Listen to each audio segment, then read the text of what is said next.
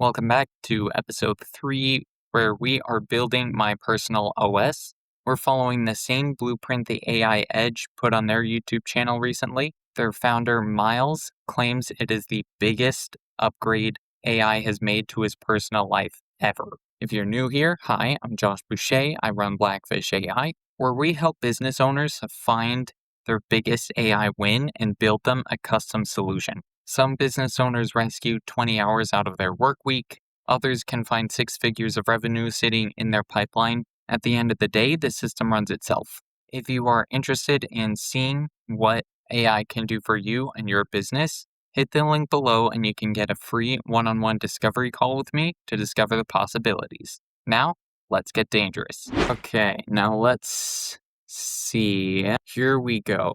Yeah, last time we had a Python script to set up OAuth for our Google Calendar so it could write events to our Google Calendar. The goal is you can see we have this to-do list manager here where we can, we can add tasks, say do paperwork, and we'll say it's today, and we can prioritize them manually with these nudge buttons, or we can hit this AI prioritize button. See, what should be happening is this should sync with the operator card up here, where we can see all of our tasks today, and we'll be able to mark them as done up here. Oh, see, it syncs now, but then the test 2 is still down there. I played around with the UI and discovered some bugs. First of all, the CRM and tasks don't always line up. They should be able to sync live. As far as I can tell, they appear to go out of sync whenever I add a new task or mark one as done. See there. Okay, operator card is a server component. It only re-renders when router.refresh is called. CRM card is a client component. It holds its own task state in memory with task state into a shared React context that both cards read from. All mutations go through the context and update both simultaneously. Oh, black screen, likely a compilation error. You don't say. I will let it finish what it's doing, and if it doesn't resolve by then, I can just send it a screenshot and ask, what it did.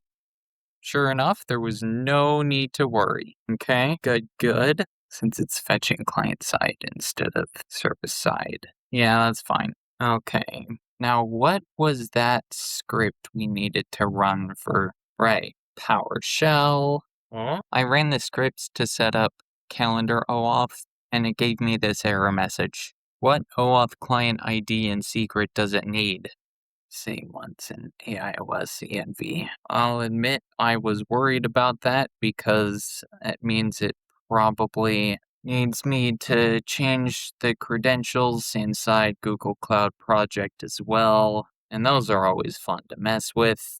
No, the only OAuth client ID and secret that I can find in the ENV are the ones for the Google Drive uploader, and those ones don't work. Do we just need fresh ones? Another idea is, since we're not actually going to be reading the daily action plan in our Google Calendar, we're only going to be reading it in this here. We can just have it write the action plan and sync it with the Google Calendar events and just display them in here. That's something it can do without the credentials. Why not just keep it local for now? I'm not going to be looking at the action plan in Google Calendar just in this UI that we've made. So it should work perfectly well just to read the Google Calendar events through the API and then display it synced up with the action plan here in this UI rather than writing it to my Google Calendar. At any rate, I'm really, really excited to be testing this out because, a year ago around now is when I started kind of doing the same thing with ChatGPT. I would spend a half hour typing out the perfect prompt with, here's the time I have free, here's everything I have going on that day, here's everything I want to get done, here's my goals, put it all together into an action plan. And, you know, that worked, but it took a really long time to make it all perfect. Whereas this, I don't have to tell it what my events are. It's, seeing them on my calendar. And it's also like prioritizing my tasks on its own. I don't have to like explain what my goals are or anything. It's already got all those. So it could do this in like 30 seconds for a whole day's plan. This is going to be so awesome. Okay, much better idea. Simpler, no auth headaches. Yeah, now update the session card to load and display the plan locally. Yep, good. Okay, no Google Calendar write. Plan lives in the session card. Persists across refreshes. The plan is saved to Supabase so it reloads on next visit via the get. I like that. Active block highlighting. The current time block gets a green tint clear button.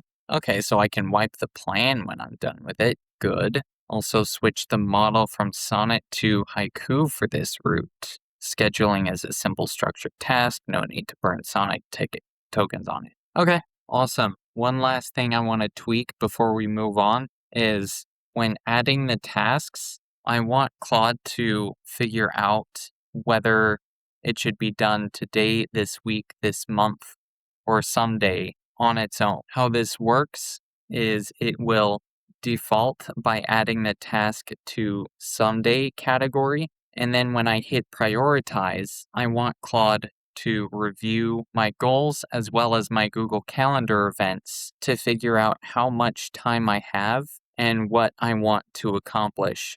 And between those, it will move things into the today, this week, and this month categories. The main reason I'm doing this is because I'm an ambitious guy. There's lots of stuff I come by and I'm like, oh, I want to do that someday. But, it's not at all related to the stuff that I want to do, this week and this month.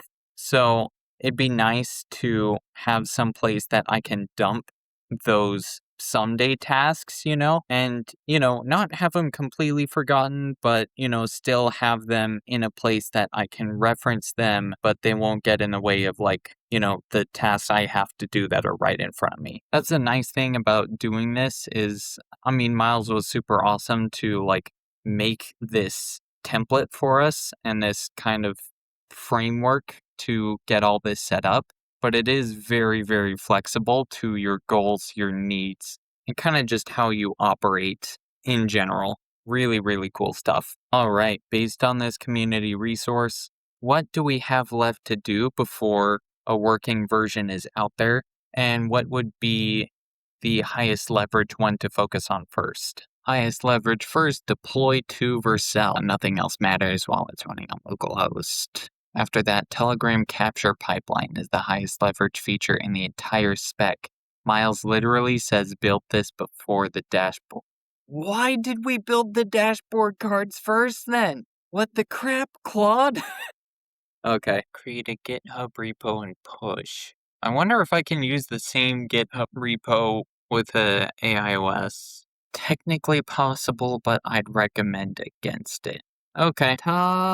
Hello at blackfishautomations.com. We're going to make a new repository. So we're actually going to call it Josh OS because I do want to change it on the Josh OS. Does the new repo need... Oh, you already have both in the project. Okay. Then run the push commands it gets you after creation. Create repository.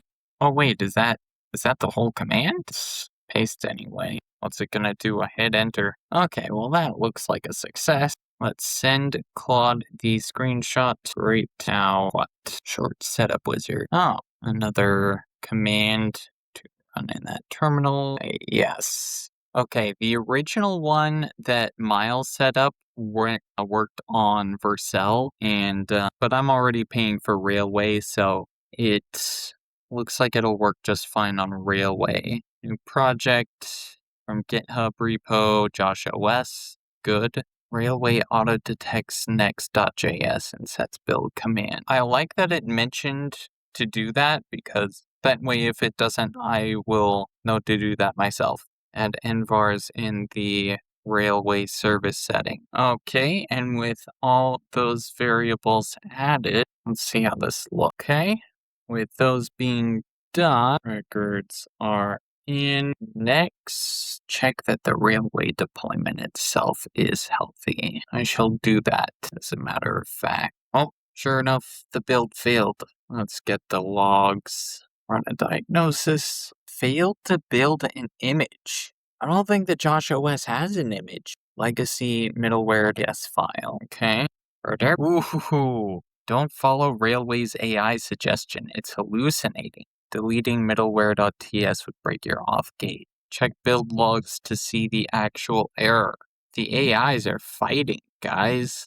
Alright, let's download the logs as JSON. Pushed. Railway will auto-deploy now. Proxy TS add. The auth gate, it was there the whole time. I just created a conflicting duplicate. Okay. The Railway deploy looks good. Is there any way to make it work in the local preview as well at the same time? Just to be curious, Joshua Blackfishmations.com. My connection. Okay, right now, neither of them are work. SSL error on Railway auto provisions SSL certificates, but it takes 5 to 15 minutes. Go to Railway, Josh OS service, settings, networking, and check if the domain shows a green SSL status setting. Networking. Well, that's our problem then.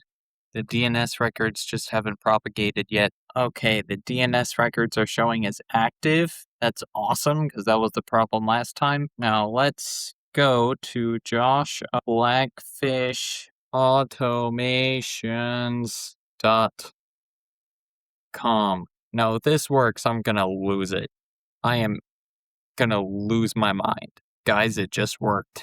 It worked. I don't know what to tell you. It just worked. Let's go. All right. Well, stay tuned for episode 4, everybody, where we set up the Telegram input for all of this and make any last tweaks before we actually start putting this thing into practice. Should be really, really exciting. Now, again, if you're watching this and you run a business and you are interested in implementing AI, but you're not sure where to start, hit the link below. I'm doing free one-on-one discovery calls where I can help you find your biggest AI win and build you a custom solution. And with that, everybody, feel free to leave a like, share your thoughts with the class, and before you subscribe, make sure you know what you're doing, because it ain't easy being at the top. I'll see you guys next time.